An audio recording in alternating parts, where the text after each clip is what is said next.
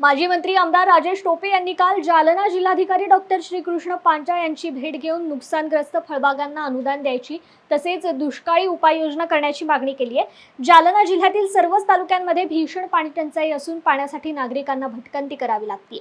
शिवाय पाण्याविना घनसावंगी, अंबड, परतूर, जालना या भागातील फळबागा सुकून जळून गेल्याने शेतकऱ्यांसमोर मोठं संकट उभं राहिलंय। अशा परिस्थितीत शेतकऱ्यांना मदत म्हणून त्यांच्या नुकसानग्रस्त फळबागांना अनुदान देण्यात यावं तसेच पाणी टंचाई व दुष्काळी उपाययोजना करण्यात याव्यात अशी मागणी टोपे यांनी यावेळी जिल्हा जिल्हाधिकारी डॉक्टर श्रीकृष्ण पांचाळ यांच्याकडे केली आहे। यावेळी कार्यकर्ते आणि पदाधिकाऱ्यांची उपस्थिती होती।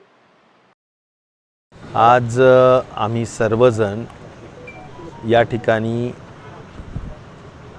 राष्ट्रवादी काँग्रेस शरद पवार पक्षाचे लोक साधारणपणे सगळ्याच जणांनी या ठिकाणी एक महत्त्वाचं निवेदन कलेक्टर साहेबांना दिलेलं आहे आणि त्यामध्ये प्रामुख्याने आज जर आपण बघितलं तर जालना जिल्ह्यामध्ये प्रचंड मोठा दुष्काळी परिस्थिती आहे।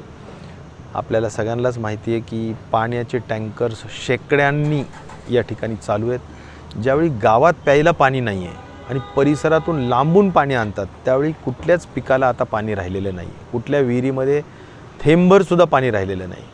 पाऊस इतका कमी पडलेला आहे किंवा नाहीच पडलेला अनेक भागामध्ये की त्यामुळे शेततळे जे निर्माण केलेत, एका गावात 200-200 शेततळे आहेत पण 100% कोरडे शेततळे आहेत आणि त्यामुळे शेतकऱ्यांचे असलेल्या मोसंबी बागा, आज जालना हे मोसंबीचं आगर आहे। देशाला मोसंबी जालन्यातून पुरवली जाते, महाराष्ट्राला पुरवली जाते आणि या मोसंबीच्या फळबागा असतील किंवा डाळिंबाच्या फळबागा असतील, द्राक्षाच्या असतील, सगळ्या त्या ठिकाणी उद्ध्वस्त झाल्याचं चित्र आपल्याला पाहायला मिळतं।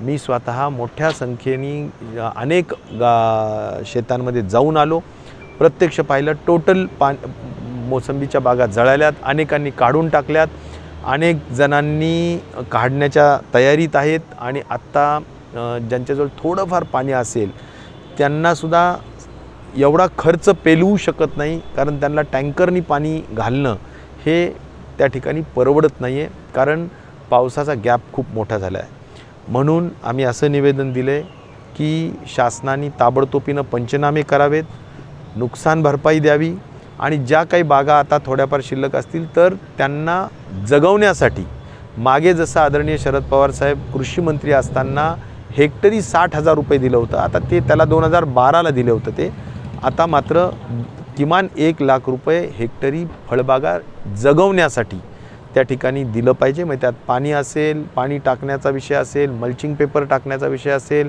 किंवा बाष्पीभवन पाण्याचं होऊ नये या दृष्टिकोनातून काही आता फवारण्या असतात त्या बाबतीतले विषय असतील, या सगळ्या खर्चांसाठी पैसे दिले पाहिजे। हा एक भाग। दुसरे 2-3 छोटे विषय असे आहेत पण महत्त्वाचे विषय आहेत की पाण्याचे टँकर्स चालू आहेत, परंतु त्या टँकर्सला आता आपण बघतोय की अनेक ठिकाणी वीज नाही, टँकर भरल्या जात नाही आहेत किंवा डिझेलची व्यवस्थेचा गलथान कारभार आहे आणि त्यामुळे डिझेल नाहीत म्हणून टँकर्स उभे आहेत, म्हणून गावाला प्यायचं पाणी नाही।